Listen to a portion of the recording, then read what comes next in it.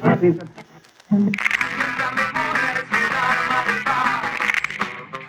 sangre regó, el cielo se sacudió, todos peleaban por un ideal. 2 de octubre no lo olvidaré. Quiero que griten toda su inconformidad.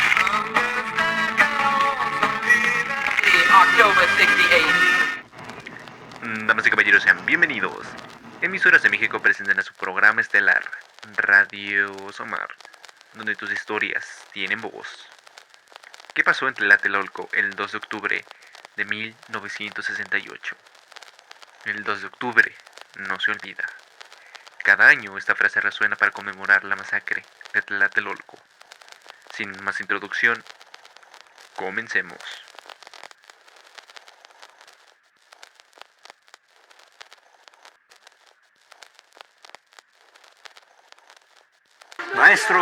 Maestro, vámonos porque si lo ven lo mata. Y el muchacho se puso adelante de mí y una maldita bala le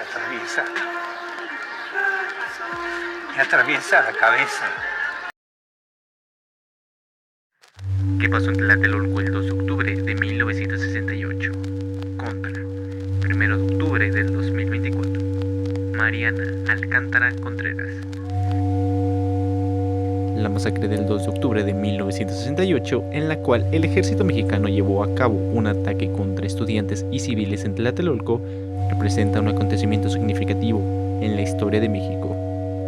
Este año estuvo caracterizado por protestas de diversos sectores de la sociedad en contra del gobierno de Gustavo Díaz Ordaz, quien intentaba proyectar una imagen de prosperidad alineada con los intereses occidentales en el contexto de la Guerra Fría. No sé si el balazo venía de allá o venía de aquí, no me di cuenta, o de allá. El hecho es que aquí cayó.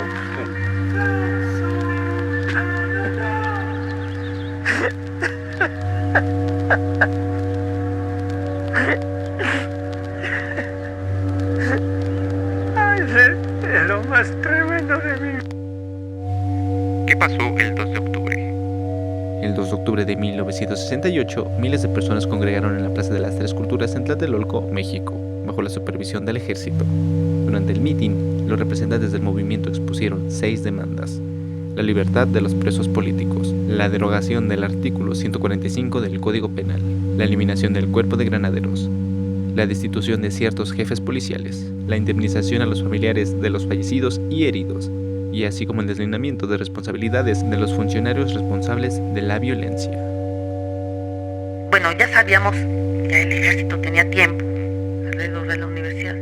Sabíamos que iba a entrar, pero nunca creímos que eso fuera a suceder. Entonces veníamos por la explanada, por las islas, cuando de repente vimos a unos soldados ahí, entre los árboles. Y yo lo único que dije, ¿qué es esto? Se nos acercaron, traían así las bayonetas y nos dijeron, así como arreándonos hacia la explanada de Rectoría. Este evento tuvo lugar pocos días antes de los Juegos Olímpicos de 1968 y representó un momento crucial en la historia contemporánea de México, ya que evidenció la brutalidad del gobierno hacia los movimientos sociales y marcó un punto de inflexión en la relación entre el Estado y la sociedad civil. Miembros del Batallón Olimpia, identificados por un guante o pañuelo blanco, se infiltraron en la población civil con el propósito de localizar a los líderes del movimiento antes de llevar a cabo una emboscada. Minutos antes de las 6 de la tarde, un helicóptero lanzó bengalas como señal para iniciar una masacre ordenada por el Estado contra estudiantes y civiles, lo que generó caos y temor entre todos los presentes. Durante el ataque, los supervivientes intentaron escapar hacia departamentos cercanos, pero el ejército realizó una operación de búsqueda, invadiendo propiedades y deteniendo a cerca de 2,000 personas. La Comisión Nacional de los Derechos Humanos y un informe de la Fiscalía Especial estiman que alrededor de 350 personas murieron en estos eventos, aunque el número exacto de víctimas no se puede confirmar. Y ya no pudimos avisarle a nadie. Nos llevaron allá a la explanada, a todos, vaciaron todos los edificios de la universidad. Las mujeres acostadas de un lado y los hombres de otro. La cobertura mediática de la masacre fue limitada y manipulada por el Estado, que culpó a los estudiantes.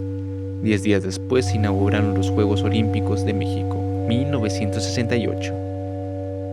¿Por qué se conmemora el 2 de octubre? El 2 de octubre se conmemora en México a los estudiantes y civiles asesinados durante la matanza en Tlatelolco en 1968, simbolizando la lucha por la justicia, la libertad de expresión y los derechos humanos. Este día recuerda a las víctimas de la represión gubernamental y denuncia el abuso de poder del Estado. La frase 2 de octubre no se olvida se utiliza para mantener viva la memoria de este evento trágico. Cada año se llevan a cabo marchas y actos conmemorativos, especialmente en la Ciudad de México. Y en la conmemoración también resalta el derecho a protestar y el peligro de la violencia estatal frente a movimientos sociales legítimos. Boca abajo con las manos en la nuca. Entonces la maestra Ifigenia Martínez, que era en ese tiempo directora de la Facultad de Economía, le pide permiso a Hernández Toledo para levantarnos porque estaban arriando la bandera, que estaba media asta. Y sí, nos dan permiso de levantarnos y cantar el himno mientras la arriaban. Te lo juro que a todos se nos hizo un nudo en la garganta. Hombres y mujeres, estoy segura que llorábamos. Termina eso, nos suben a los camiones de asalto y empiezan a trasladarnos a diferentes cárceles. Tlatelolco, 2 de octubre de 1968. INAH, 2 de octubre del 2023. La década de 1960 marcó el inicio de una transformación de los paradigmas sociales. Estos cambios las encabezan las generaciones jóvenes, sobre todo de universitarios. Así, para finales de la década, concretamente en el año 1968, fue un año convulso alrededor del mundo, con protestas estudiantiles en Francia y Estados Unidos, a la que los jóvenes de México se sumaron por motivos propios de la situación social del país. Llego a las 6:05. Subo la escalinata. Allí a la plancha de la plaza aparece un helicóptero, lanza una luz verde, sigue girando. En 1968, el autoritarismo y represión ejercidos por el gobierno desencadenaron una serie de marchas organizadas por estudiantes de universidades como la UNAM y el Politécnico, en las que se exigía, entre otras cosas, el respeto al reclamo y movilización social, la disolución del cuerpo de granaderos y el respeto a los derechos. Aunque estaba integrado en su mayoría por jóvenes, a la causa se habían sumado también otros sectores de la población, que antes ya se habían organizado para sus propias demandas, por lo que el movimiento adquirió gran fuerza y relevancia social. Hacia alrededor del edificio Chihuahua, la tribuna está en el edificio Chihuahua, aparece otra vez el helicóptero y lanza una luz roja. En el momento que aparece la luz de bengala roja, unas detonaciones ensordecedores. Aquel 2 de octubre se congregaron en la Plaza de las Tres Culturas de Tlatelolco en la Ciudad de México miles de personas que simpatizaban con el movimiento estudiantil. Sin embargo, hacia la tarde comenzó la violenta represión por parte del Estado, la cual continuó durante la noche y terminó con la vida de muchas de las personas que se encontraban en el mitin. Algunas de estas víctimas han podido ser identificadas. Sin embargo, el veto informativo frente a este hecho ha imposibilitado un conteo real de los fallecidos, así como su identificación.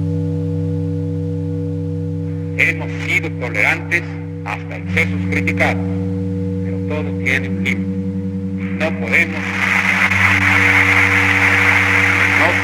permitir ya que se siga quebrantando irremisiblemente el orden jurídico como a los ojos de todo mundo ha venido sucediendo. A lo largo de las décadas se han realizado esfuerzos para esclarecer lo sucedido aquel día, honrar a las víctimas y mantener viva la memoria de la masacre de Tlatelolco, pues el 2 de octubre de 1968 fue un suceso que marcó la vida política y social de nuestro país, el cual permanece en una memoria histórica como un recordatorio de la importancia de la lucha por los derechos humanos, la democracia y la justicia. ¿Por qué ocurrió? El movimiento estudiantil de 1968 tiene similitudes con otros movimientos educativos en otras partes del mundo, como Francia y Estados Unidos, donde sus integrantes exigían el fin de la represión por parte de las fuerzas de seguridad y el respeto a las libertades, según el Instituto Nacional de Antropología e Historia de México. Tlatelolco, París, Praga, La Habana, a medio siglo del 68. ¿Qué ¿Qué pasó el 2 de octubre de 1968 en la matanza estudiantil de Tlatelolco, en México? CNN Español. A 56 años de la masacre de Tlatelolco continúa la exigencia de justicia. El 2 de octubre de 1968 ocurrió una de las tragedias más recordadas en la historia contemporánea de México, la matanza estudiantil de Tlatelolco. Ese día, miles de personas, principalmente estudiantes, pero también profesores, madres, padres, hijos y obreros, se reunieron en la Plaza de las Tres Culturas, ubicada en el barrio de Tlatelolco, cerca del centro de la Ciudad de México, para realizar una manifestación con varias exigencias, según recuentos de la Universidad Nacional Autónoma de México y la Comisión Nacional de los Derechos Humanos. Las exigencias eran 6, explica la CNDH. Libertad de todos los presos políticos. Derogación del artículo 145 del Código Penal Federal, que establece el delito de disolución social. Desaparición del cuerpo de granaderos. Destitución de jefes policíacos. Indemnización a los familiares de todos los muertos y heridos desde el inicio del conflicto. Deslindamiento de responsabilidades de los funcionarios culpables de los hechos sangrientos. Antes de las 6 p.m., cuando la manifestación estaba a punto de concluir, un helicóptero sobrevoló la Plaza de las Tres Culturas y se lanzaron bengalas desde él, lo que era la señal del gobierno de Gustavo Díaz Ordaz para atacar a los asistentes a la protesta, menciona la CNDH. Miembros del grupo paramilitar conocido como el Batallón Olimpia, cuyos miembros vestían de civiles y portaban un guante blanco para identificarse, y también elementos del ejército mexicano, dispararon contra la multitud congregada en la plaza. La UNAM indica que, tras las bengalas lanzadas desde el helicóptero, los francotiradores del Batallón Olimpia, que previamente se habían infiltrado hasta el edificio Chihuahua, iniciaron los disparos contra los manifestantes y también contra los elementos del ejército. Estos, al pensar que estaban siendo agredidos por los estudiantes, comenzaron a disparar a los asistentes a la protesta, añade la institución. Lo que queda claro es que el gobierno de Díaz Ordaz ordenó el ataque. Los militares y el Batallón Olimpia tenían órdenes de disparar en contra de los jóvenes, según señala el gobierno de México. En medio del caos en Tlatelolco, muchos corrieron para esconderse en los edificios de la plaza. Sin embargo, militares entraron sin órdenes judiciales para detenerlos y llevárselos. Hasta la fecha, no se conoce el saldo exacto de la masacre. Las cifras varían. Mientras algunas versiones hablan de 25 víctimas mortales, otras ubican el total de personas asesinadas por encima de los 300. Asimismo, algunas estimaciones señalan que hubo 700 lesionados y más de 5.000 detenidos. Vehículos blindados y soldados patrullan por las calles de la zona de Tlatelolco en la Ciudad de México el 5 de octubre de 1968. 3 días después de que el ejército mexicano y el Batallón Olimpia abrieron fuego contra manifestantes que protestaban contra la represión de la policía. El punto de inflexión en 1968, detalla la UNAM, fue el 22 de julio de ese año.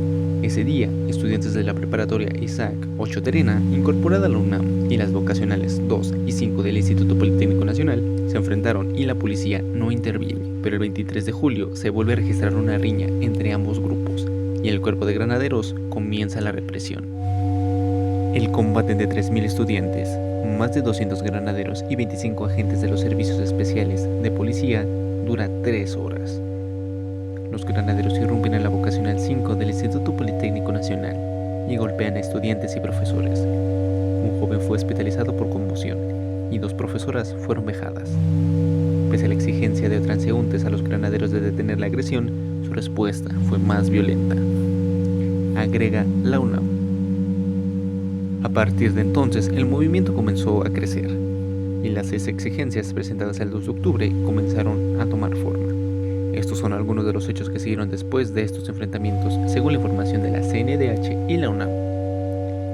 Del 26 al 29 de julio de 1968, varias escuelas entraron en paro de labores y estudiantes del IPN convocaron a una marcha para protestar contra la reacción de las autoridades y exigir más democracia.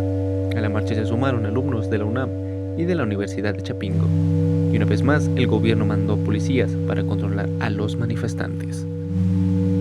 Declaro inaugurados los Juegos Olímpicos de México. Para ese momento, México se preparaba para ser la sede de los Juegos Olímpicos, que se celebraron del 12 al 27 de octubre, por lo que al gobierno de Díaz Ordaz le preocupaba un conflicto estudiantil dañara la imagen del país. Para entonces ya también había surgido el Consejo Nacional de Huelga, conformado por estudiantes de la UNAM, del IPN y otras universidades. Posteriormente se sumaron profesores, padres de familia, activistas políticos, intelectuales, obreros y ciudadanos, quienes consideraban que las autoridades limitaban la libertad de expresión y acción de la sociedad. El 27 de agosto, estudiantes que protestaban en el Zócalo capitalino decidieron bajar la bandera nacional y colocar una pequeña bandera rojinegra. Para la madrugada del 28 de agosto, tanques del ejército salieron de Palacio Nacional para dispersar a los manifestantes. El 13 de agosto, cientos de estudiantes marcharon por la Ciudad de México, con pañuelos en la boca como un mensaje para que la política no pusiera de pretexto la provocación de los manifestantes para reprimirlos. El acto fue nombrado la Marcha del Silencio. El 18 de octubre, elementos del ejército tomaron Ciudad Universitaria, el principal campus de la UNAM. Las autoridades justificaron la decisión con el argumento de que había edificios ocupados ilegalmente por grupos extrauniversitarios ajenos a los fines académicos. Los militares también tomaron instalaciones del IPN. La Cámara de Diputados, entonces dirigida por Luis Farias, había acusado al rector de la UNAM, Javier Barrosierra, de dirigir el movimiento estudiantil contra el gobierno.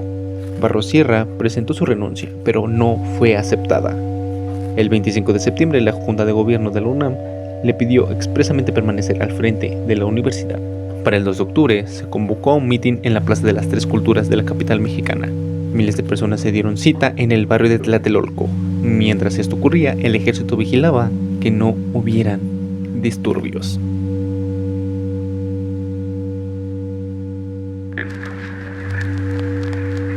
Menciona centenares de muertos.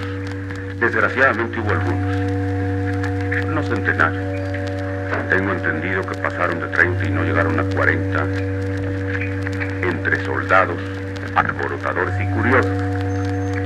Se dirá que es muy fácil ocultar y disminuir, pero complazo a cualquiera que tenga el valor de sus propias opiniones y sostenga que fueron centenares, a que rinda alguna prueba, aunque no sea directa y concluyente. Nos podría bastar con lo siguiente, que nos haga la lista con los nombres. Podrán decir, como se ha dicho en otras ocasiones, que se hicieron desaparecer los cadáveres, se sepultaron clandestinamente, se incineraron. Eso es fácil. No es fácil hacerlo impunemente, pero es fácil hacerlo. Pero los nombres no se pueden desaparecer. O sea, hay un nombre que lo pongan en la lista. Ese hombre, cuando desapareció, ese nombre corresponde a un hombre, un ser humano, que dejó un hueco en una familia.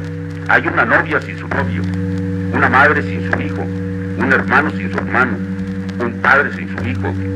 Hay un banco en la escuela que quedó vacío. Hay un lugar en el taller, en la fábrica, en el campo que quedó vacío. Porque los estoy emplazando, pero si hacen la lista, no voy a admitir que hagan la lista con nombres inventados, que cojan 2 o 3 páginas del directorio telefónico. Vamos a comprobar ese nombre, a qué hombre correspondía y dónde está el hueco. El hueco no se puede destruir. Cuando se trata de destruir un hueco de ese agranda, que para que no quede el hueco en la familia había que acabar con la familia. Es absurdo eso. Y luego recordar que el comandante de las fuerzas militares fue el primero que cayó y a los primeros disparos, y que no iba blandiendo su arma, lo que además hubiera sido lógico y natural. Iba con un megáfono en la mano, llamando a la concordia, al orden, a la serenidad. Venimos como amigos, no venimos a atacar, venimos a darles garantías a todos. Y cayó atravesado por la espalda, con una trayectoria claramente vertical. 3 balas recibió, y una de ellas, la más grave, que le atravesó uno de los pulmones y la pleura, vive por suerte para nosotros. Le entró muy cerca el cuello y le salió hasta el final del tronco. Y de los caídos, dolorosamente caídos, esa tarde la mayor parte tenían claras trayectorias de arriba hacia abajo. Porque fueron los disparos hechos desde la azotea del edificio Chihuahua. De allá dispararon, perversamente contra los soldados y contra sus propios compañeros, o por el nerviosismo del momento y su falta de práctica en el manejo de las armas que ellos habían conseguido o que a ellos les habían dado, no pudieron controlar los disparos y no solamente hirieron y lesionaron a soldados, sino también a sus propios compañeros. Que no se olvide tampoco que en esos precisos momentos mis dos enviados personales estaban reunidos, conversando en un largo diálogo que ya tenía muchos días, conversando para buscar soluciones a los distintos aspectos del problema planteado. Y muchos después de los acontecimientos fue que se enteraron los representantes y los representantes del llamado movimiento de los acontecimientos de esta plaza cercana. Me gustaría terminar esta transmisión con una historia. Un estudiante que fue a la Plaza de las Tres Culturas y el cual fue testigo de una total atrocidad.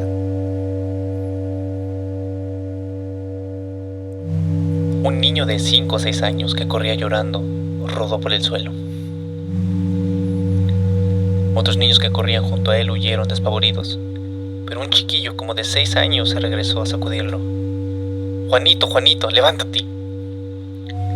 Lo empezó a jalonear, como si eso fuera a reanimarlo. Juanito, ¿qué te pasó? Seguramente no sabía qué es la muerte. Y no lo iba a saber nunca, porque sus preguntas ya no se oyeron. Solo un quejido. Y los dos pequeños cuerpos quedaron tirados sobre el asfalto, el uno encima del otro. Yo lo vi todo. Quería arrastrar al pequeño hasta la zanja donde yo me encontraba. Le grité varias veces, pero como las balas silbaban por todas partes, no me atreví a ir por él. Simplemente me limité a gritarle: ¡Niño, niño! ¡Ven para acá, niño! Pero estaba demasiado ocupado en revivir a su amigo. Hasta que le di una bala. Sé que soy un cobarde, pero sé también que el instinto de conservación es terriblemente egoísta. Jesús Tobar García, estudiante de Ciencias Políticas de la UNAM.